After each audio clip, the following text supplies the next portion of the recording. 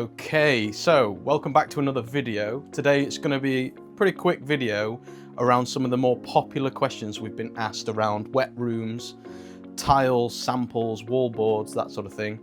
And we're in our sample room here in the office, so I'm going to be grabbing a few bits to show you on camera. But first, the main question we get asked is, can you have a wet room on the first floor? So not the ground floor, the first floor, or in some cases second floor and or flats. So I'm going to be discussing all of the general questions behind that, whether it be, you know, I've heard horror stories of water coming through the ceiling from a wet room.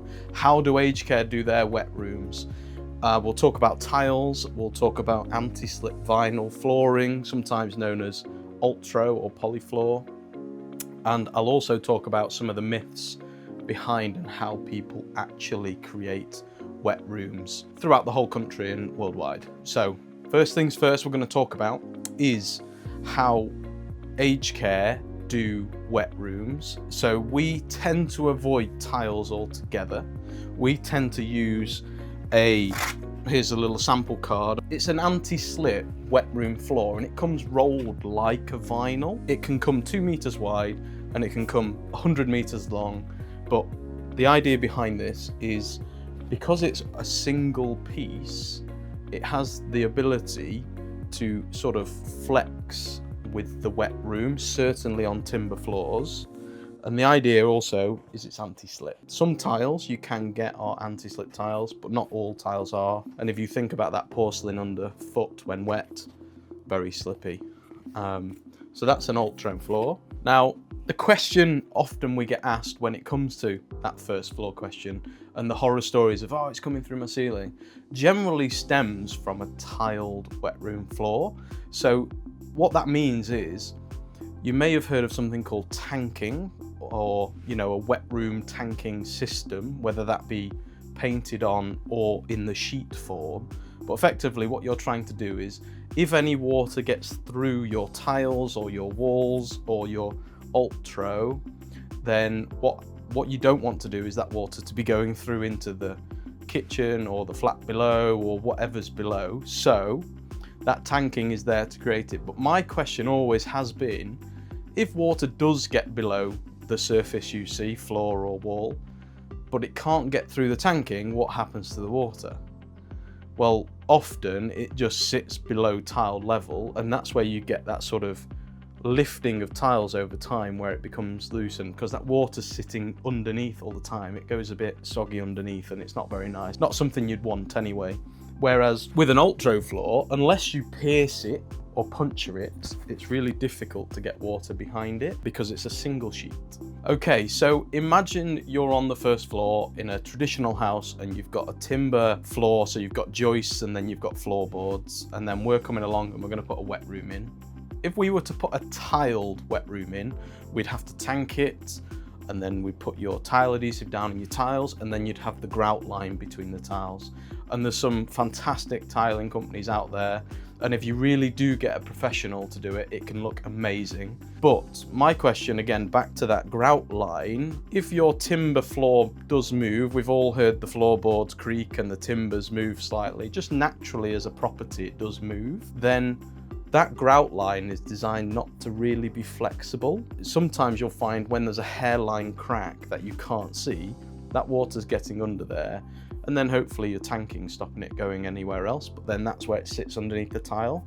And then going back to the ultra, because it's a single sheet, you'll actually find that it has the ability to flex. So when you've got a 1-year-old wet room, this has actually slowly over time flexed to your floor and the property build. And if it does move over time, you've got that flex in it. But it is pretty robust and pretty strong, and it's great underneath like shower chairs, wheelchairs, that sort of thing. It's really, really strong and robust. It actually gets heated up when it goes into, you may have seen wet rooms that go up the wall, sort of thing like this. That's really good for a first floor tile because getting water past that is really difficult. Your only weak points become where the drain is, but that's the same for all wet rooms. But as long as it's done correctly, you can often get away with it. And then as for the walls, you have that same principle where you've got tiled grout lines within a wet room scenario, or any scenario, a shower tray, a bath, etc. And you know, we've all seen it go mouldy, or over time there might be again a hairline crack or a bit of grout missing, and then that water's slowly penetrating that wall. And if it's tanked nicely and good, it may not go through to the plaster or into the next room, but where does it go? You know, that's always been my question. So at Aged Care and the more modern way of doing bathrooms, you may have seen, and I've got some samples here, lots of different coloured, what we call wall cladding, wall boarding, nuance, mermaid. There's lots of different names for the cladding, but basically how it works is this is a small piece of different widths and often 2.4 or 2.7 high walls, and it goes together like a tongue and groove effect. So there's no actual grout line between each tile, and then often, depending on the pattern, there's no grout lines on the horizontal either.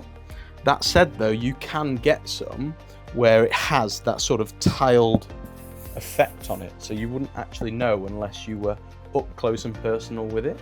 That basically is creating this sort of watertight barrier between, you know, the water in the wet room area or the shower getting through.